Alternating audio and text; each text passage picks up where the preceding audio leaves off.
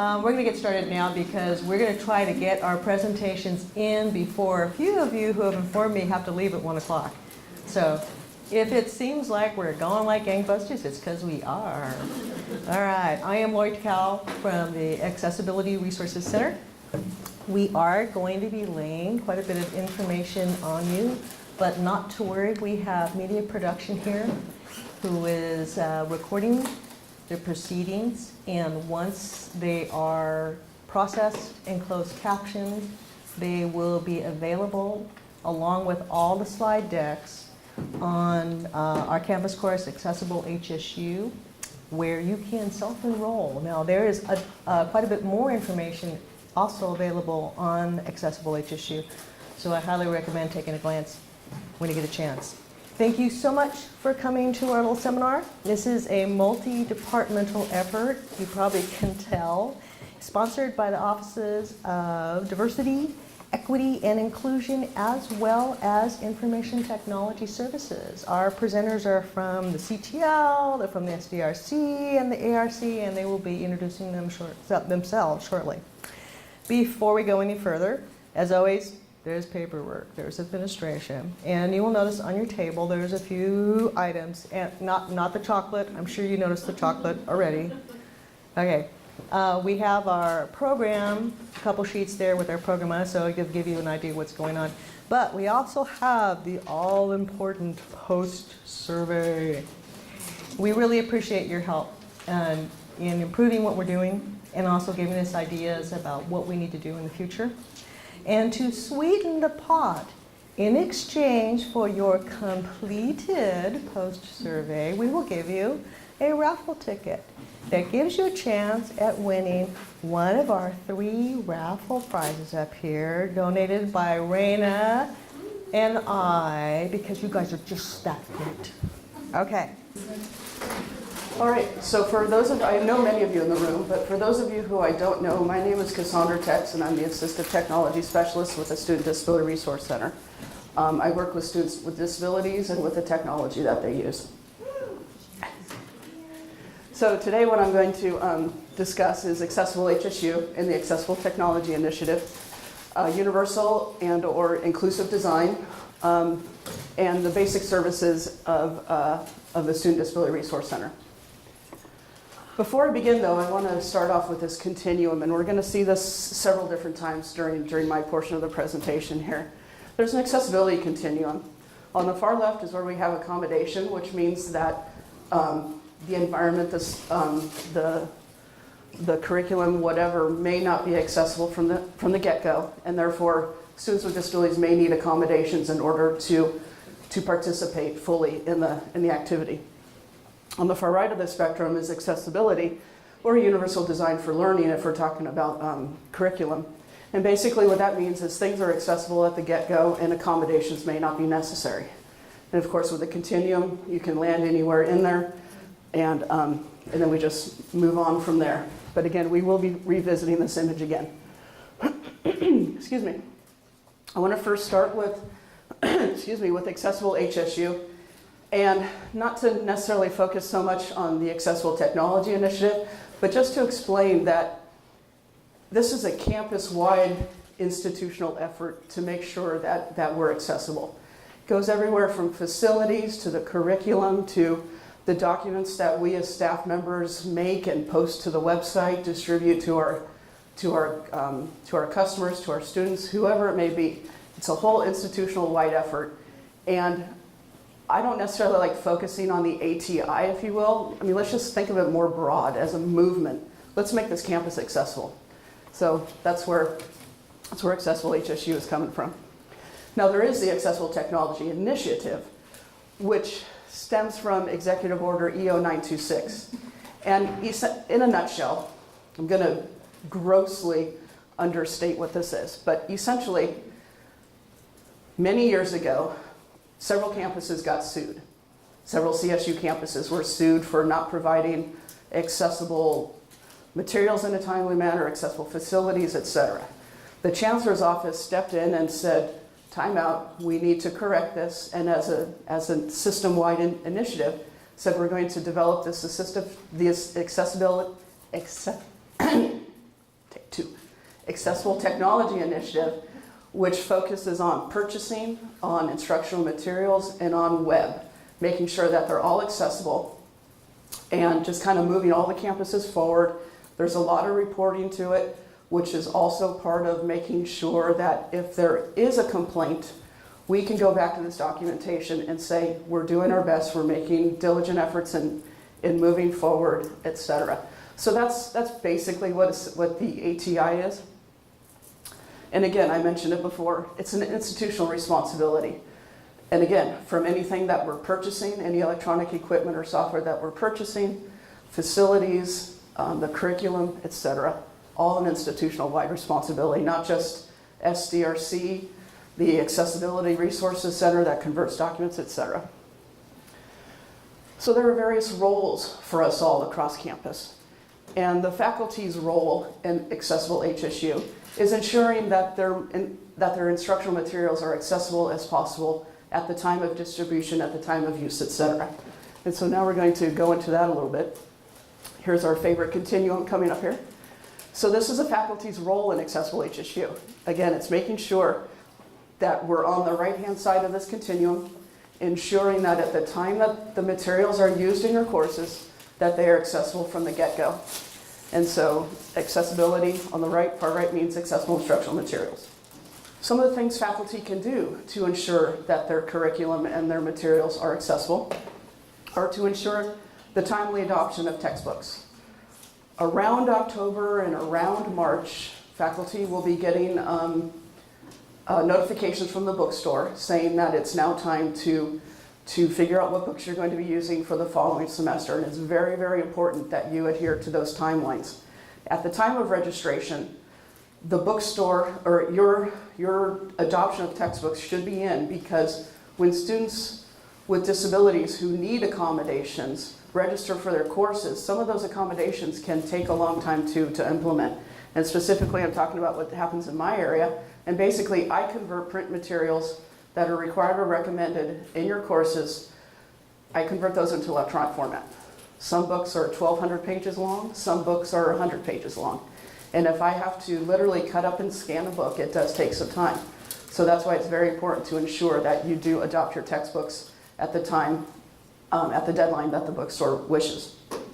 It's also very important that you don't change your mind halfway through the summer or halfway through winter break, because I may have already worked on the books that were indicated as being required. And then if all of a sudden there's a new book that I don't know about, I can't plan for that. So it's very helpful if you don't change your mind either. Another thing faculty can do to ensure that their instructional materials are accessible is to ensure that the documents you create are accessible. That includes your syllabus, your exams, things you post to Canvas, etc. And again, accessible at the time of distribution, accessible at the time that you require all of your students to use those materials. We will be sharing the slide deck with you, and so there are some resources. The teachingcommons.cdl.edu has some really good resources on creating accessible documents, creating accessible Word documents, accessible PowerPoints, etc. So I really encourage you to visit that. And there's also some syllabi resources here at Humboldt where it will link to the policy statement and some other resources as well. And I encourage you to visit those resources. Another thing you can do is to ensure that your videos are captioned. It's very important that any videos you show in your courses are captioned. I have a short video here that I want to share that will hopefully drive home the point of how important captions are.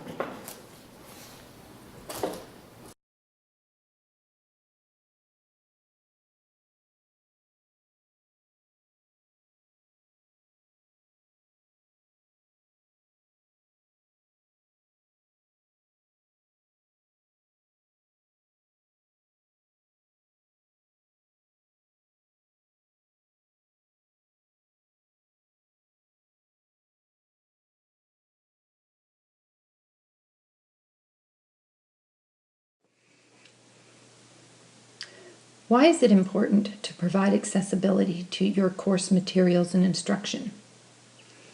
It meets students' varying learning styles. It supports English as second language learners. It provides access for students with disabilities, and it's the law. Would you understand this video without captions or voiceover? Think about it. So did y'all understand the first part of that video? Got the point. So that's the point. A student who is hard of hearing or deaf, who does rely on captioning, they're not going to know what's going on until you provide it in a language that they know. So hopefully that did drive the point home in a minute or less. There's a small captioning decision tree that you can do to decide whether or not captions do need to be in your videos. We do understand that it is difficult to get captions and everything, and that it can be very expensive. And so we've posted like a small little decision tree that may help you. So if it's a video that's posted to Canvas or the web, caption it. It needs to be captioned. That's simply the law regarding things that are on the internet. If you're purchasing a video, make sure you only purchase ones that have captions. I think these days we're pretty much hard-pressed not to find something that's captioned, but just ensure that it is captioned. And if you're showing a video in class, if it's a one-off video that you're showing, like you found it at midnight and you've got class at 10 in the morning and you just can't decide if it needs to be captioned or not, or you won't have time to get it captioned, you will need to caption it if there is a student need in your course, and you would know this. But if there is not a student need and it's a one-off video and you're not putting it on the internet, you're probably okay. That's not to say it still wouldn't be helpful, but you're probably okay. If it's a video that you'll be showing for several semesters, get it captioned, because you never know when the need will be there, and you're showing it for a long period of time, so you'll want to just get those captions in there. And lastly, so the faculty's role in accessible instructional materials, ensure that the documents you post to Canvas are accessible, and any other documents that are posted to your instructionally related website. Again, accessible at the time of distribution. If you use PDFs, make sure they're text-based PDFs and not image-only PDFs. And the Accessibility Resources Center, Raina and Lori's shop, can certainly help you with that. And they'll be talking about that in just a little bit. Moving on a little bit to the concept of universal design and inclusive design. The history of universal design stems from the architectural world. And Ronald L. Mace, an architect, basically defined universal design as designing all products in the built environment to be aesthetic and usable to the greatest extent possible by everyone, regardless of their age, ability, or status in life. So make it accessible from the get-go. It's easier, it's less expensive, it's aesthetically pleasing. Just build it right in when you're making your documents. Facilities, when they build a new building, they build it right on in. It makes it easier, you don't have to retrofit, etc. Because when you do have to make modifications, they're often not aesthetically pleasing. They are probably often not up to code. I mean, they might do the trick, but it's probably not going to be up to code. Certainly not aesthetically pleasing. For this building, you're probably entering either in the side or the back, which is not right. If you're going to enter a building, you should be able to enter through the front door like everyone else. So again, just build in the accessibility from the beginning, whether that be in your curriculum, if you're building a website, etc.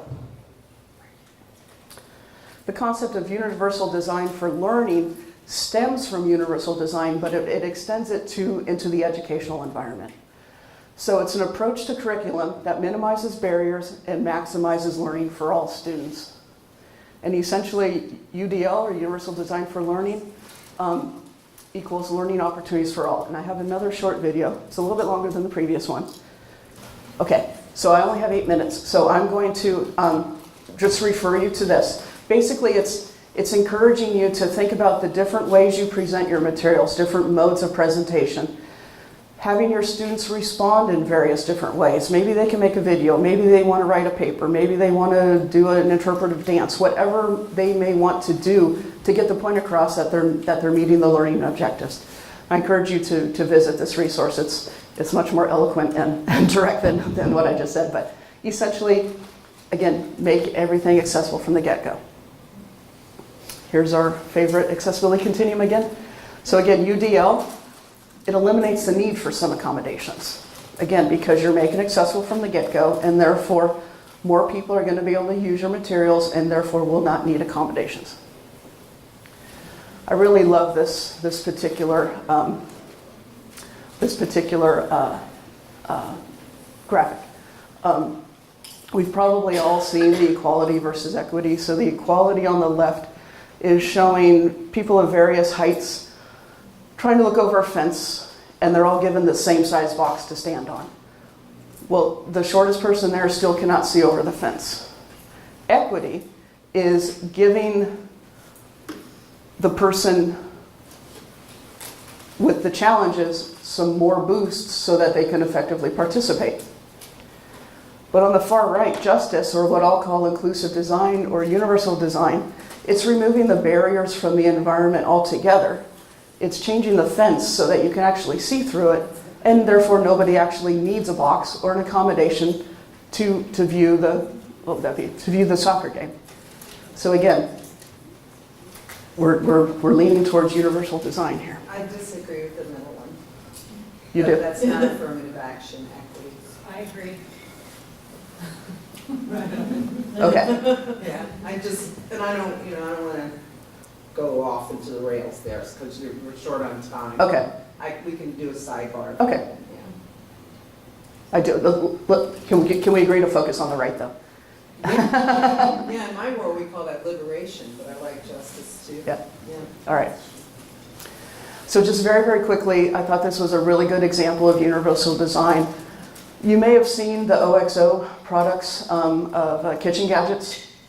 This all stemmed from Sam Farber. He's a houseware designer. His wife has arthritis, and she was struggling with the potato peeler on the right, the old school potato peeler. And he saw this, and he had been retired at the time, and he's all, there's got to be a better way. I'm sure I can design something for my wife to be able to peel a potato without being in excruciating pain. So he designed the OXO products with the rubbery handles that make it easier for somebody with arthritis to be able to use. And they're just better for everyone to use, whether you have arthritis or not. And that was one thing that he really stressed when he was working with a company, when he was developing these products, was that they had to work for everybody. Not just people with arthritis, but they had to work for everybody. And they couldn't be designed just for people with disabilities, because if they are, then they're in a special catalog, and not everyone has access to those, and frequently the prices on those products are extremely elevated, but instead they had to work for everybody. And this is where he talks about not so much universal design, but instead uses a different term to mean exactly the same thing, inclusive design.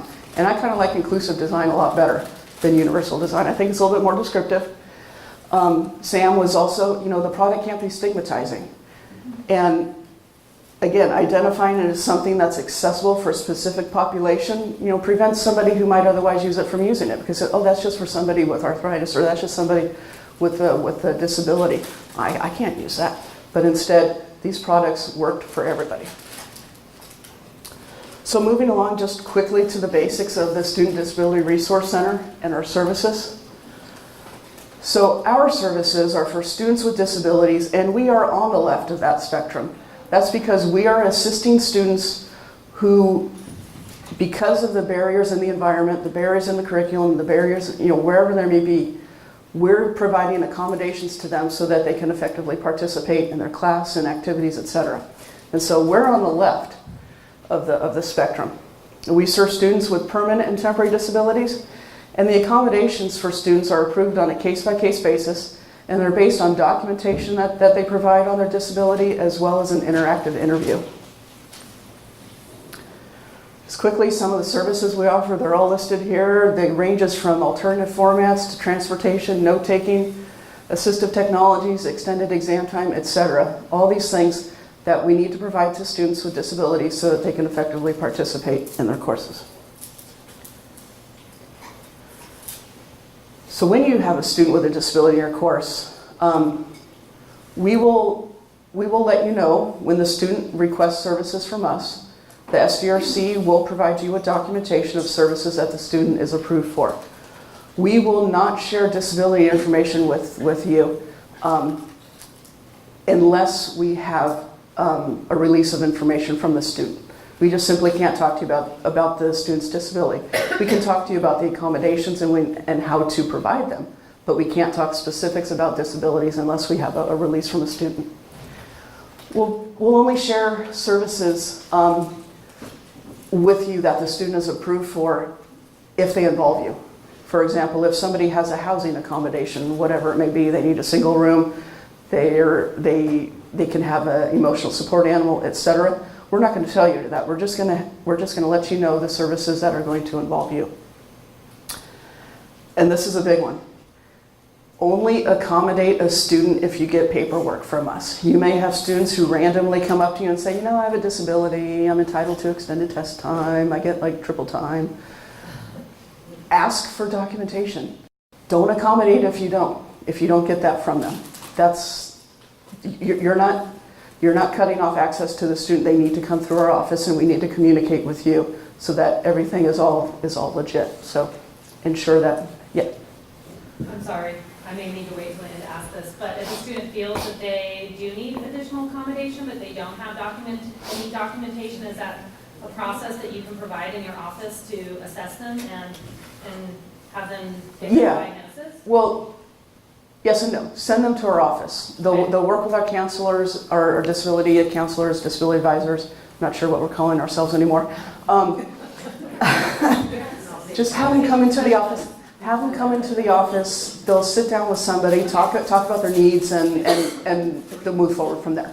We're not going to say, no, you don't have documentation, but we'll work with them. Yeah.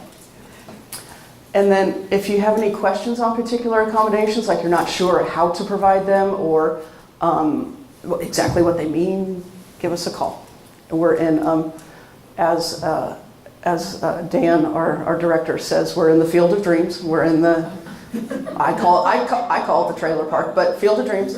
We're in we're on building number 6. Is this where the emotional support animals come through? Yes. Oh. And well, not to get too far offside, Okay. but emotional support animals are truly only for housing. Okay, right, I know that. Yeah, yeah. Is this where they Yes. Okay, Yes, exactly. So they're For on-campus housing. right. If they're off-campus housing, they deal with their landlord, Right. property manager. Yeah, I know all that, And they're not supposed to bring them to class? yeah. No, correct. service dogs, yes, Yes, but not emotional Okay. support. Okay. yes. Again, give us a call Yes. if you have questions. Okay. Hi, everyone. I think you can all hear me. I hope so. My name is Becky, and I'm with the Center for Teaching and Learning, and my official title is LMS Support Coordinator, but I just like to call myself the Canvas Queen. Oh, wrong way. Okay, so today I'm going to talk specifically about some of the tools that are available in Canvas for accessible design and universal design. So Ally is a fairly new tool that we have implemented in Canvas. It's a CSU-wide initiative. So, and Humboldt is actually, we're a little bit ahead of the game on this. We have about, I think, 140 something faculty members and 250 courses this semester that have Ally turned on in them. We specifically targeted courses that had students with an identified need. So I'll show you some slides. If you're a faculty member and you've noticed some strange gadgets showing up in your Canvas course, that's because Ally is turned on in your course. I think our goal is to have it turned on for everyone in the fall. So the other tool I'm going to show is the Canvas Accessibility Checker. And then I'm going to talk a little bit about the university's requirement to have an accessible syllabus in your Canvas course. So Blackboard Ally is the tool that I mentioned that is fairly new. It provides alternative forms of content for your students. So if you've uploaded a PDF or a doc, it automatically gives your students the ability to download that in Braille or an audio file, or I'll go over it anyway. But so it gives them several options that are built right in. So even your student who, say, rides the bus to campus, they can download that journal article that you shared with them and listen to that on the way to school and kind of kill two birds with one stone. So, and then for the instructors, it provides feedback. So you'll see a little gauge in there that shows you how you can improve it. And it's got sort of a step-by-step sort of wizard on what steps you need to take to make those improvements. And as it guides you through that, there are links to supporting documentation. So it's sort of an all-in-one interface there. So on the left here, this is the top half that's what the interface looks like for students. And they have the download button. And then on the right half, that is the interface for faculty, if Ally is in the course. So currently Ally supports PDFs, Word and PowerPoint, a couple of the OpenOffice files, images, and uploaded HTML files. They're hoping, and Ally it's a software as a service, so we're not relying on a particular version that we have. It's updated on the fly, so they are working on it all the time. They're improving their algorithms. I just noticed a new functionality in it yesterday. So on their roadmap, though, they're hoping that they will be able to look at the HTML content that you create, for example, within Canvas, within the rich content editor, and videos and audio. So these are the gauges that you'll see in your course as an instructor. The students don't see the gauges, so even if it's showing up for you and you're seeing all red, don't worry about it. Your students don't see that. So we're headed for green, but not everything is ever going to get to fully green. There are some things that that just don't make it. Light green is really it's a pretty good goal. So I'm going to play this video.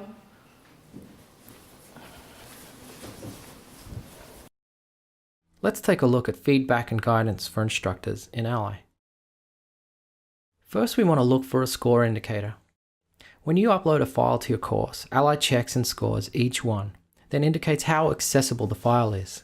Find and select this dial indicator to see what Ally has found to be the issue with the associated percentile score.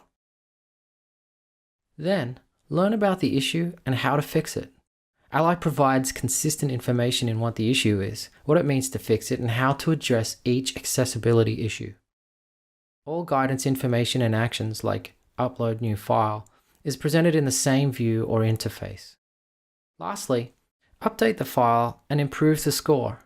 Once you've looked through Ally's simple stepped guidance on how to fix the issue, go ahead and upload a new file or action the associated fix.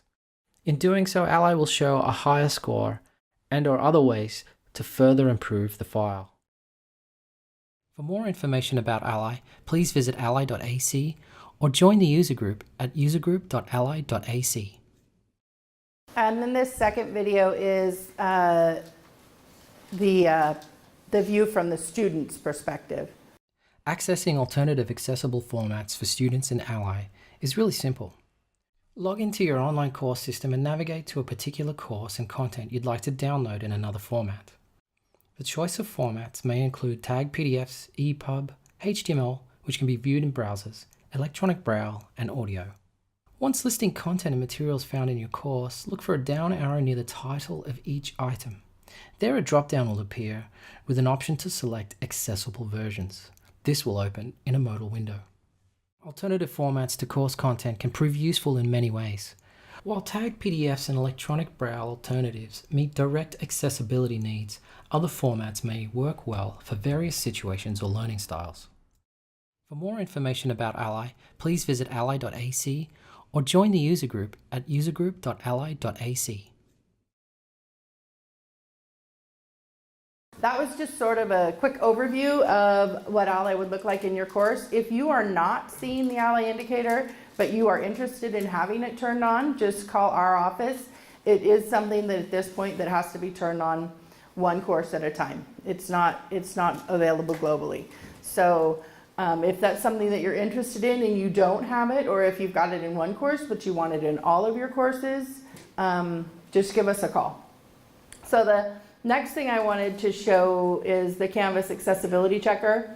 I don't know how many of you have seen this, but I'm going to also again have to go back to the to the computer so I can demonstrate that in my Canvas course. So I don't know how many of you actually use Canvas, but this is a page in Canvas. It has a few headings and some links to some things, and I've got a list here, and there's an image down here at the bottom. And so I'm going to go in and edit this course. And so on this bar, this is the rich content editor in Canvas, and this is at the top of every page that you work in. And on the side here is the accessibility checker, and I'm just going to run that. And it's going to tell me that I skipped a heading level. So I can fix that and apply it. So this list I just did with numbering and words. I didn't actually use the list format in HTML. So I can just click that, and it's going to reformat my text there and apply that. And I added this image without adding an alternative tag. So I can just say this is a decorative image if it is a decorative image, or I can add an actual text which says button for other tools with an extra T. And I can apply that, and when all of the issues that Canvas checks, it checks about 11 issues, are done, then I get the balloons, and that makes everybody happy. So the next thing that I wanted to talk about is HSU's policy regarding having an accessible syllabus in your course. So this is the language. I have a link here to the policy website. I don't think we have time to look at that right now, but this is the part of the policy that specifically says you must have an accessible syllabus in your course. That's the only requirement for every course in Canvas, is if you're teaching on campus, you need to have at a minimum a syllabus loaded in. So, oops, I'm going to go in and show you exit again. So I'm going to show you so we've built a couple of accessible syllabus templates. One is the Pages version, so it would be loaded into a Canvas page very similar to this. And the other is a docx. So you would download that, add your own content, and then re-upload it. And as long as you don't do too many modifications to it, it will be accessible. But you can rerun the accessibility checker in Microsoft. That's what we're talking about. Microsoft Word, to double check that document when you're done with it. So both of those documents are available in the Commons. So the Commons is a location where you can search and download created content that other people have created in Canvas and shared. And ours, if you just do HSU accessible, I can't spell it, it's 2 S's. It does want you to spell it. CCESS. There we go. Okay. So this is the Pages version. It shows you what it's going to look like. It has some details about it, and you can import or download to any one of your courses from this menu. And then the other one is here. So these are both been updated and they're maintained by our office, the CTL. So this one is just it's not going to let you see it because it's a Word doc, but you can still download it and import it into your course.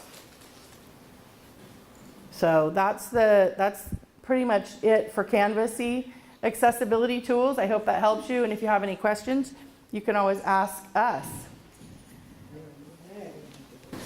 So, my name is Raina Hutton. I'm from the Accessibility Resources Center, and we work with instructors to help remediate their documents for accessibility. So, we're talking about PDFs, Word documents, PowerPoints, you name it, and we'll make it accessible for you. So we try to make it really easy. If you give us permission, you can go in your Canvas course, grab the files, make them accessible, and then plop them right back into Canvas. We also do closed captioning for short videos. So if you've got a really crystal clear audio in your video, we can do the closed captioning for videos like up to like an hour long. So there are going to be those videos that aren't such crystal clear quality, but you know, if you've got a student with an identified need in your course, or if you're teaching a course every semester that has like 100 students in it or something, then that's a pretty high priority item, and we can put you in touch with Media Production Services, who can send that out to a third-party captioning service with automatic speak technologies. So we'll work with you on that and we'll get it taken care of. We also do hard copy scanning for textbooks. So we highly recommend that you don't use your document's old rusty scanner if you're going to be scanning your textbooks for next semester. Come to our office. We've got a really great scanner, and it honestly makes it really easy for us to make a document accessible when we do the scanning ourselves. So I recommend that. Oh, this thing. One more thing. So if you've got Ally turned on in your course and you see this red dial, don't worry about how you're going to make it accessible. We're here for you, and we'll handle it for you. We'll try our very best to make that red turn to green. So contact us, and we got you covered. Thank you. So my name's Kim, and I work in the Center for Teaching and Learning. And I'm just going to go over just a few of the services. I think most importantly for today is that if you can't remember who does what, because it's obviously a collection of people that are working on these support services, you can call any of us. We'll get you to the right group or the right person. But in the Center for Teaching and Learning, again, Canvas support.